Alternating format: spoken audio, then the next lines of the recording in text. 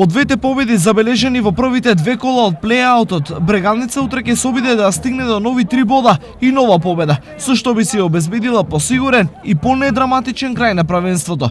Штипските сини на гостински терен ќе се соочат со Пелистер, екипа која зема залет во претходните две кола и која со крајни сили ќе се обиде да остане со праволигашки статус и следната сезона.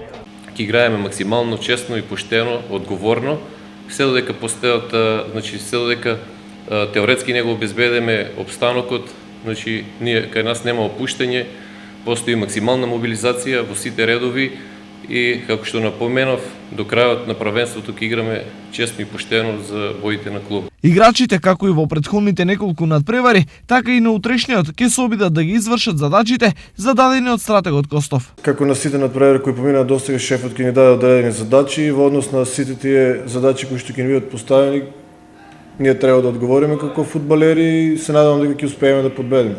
Најважно за нас ќе биде да освоиме бодови на овој надпревар, како и на претходните.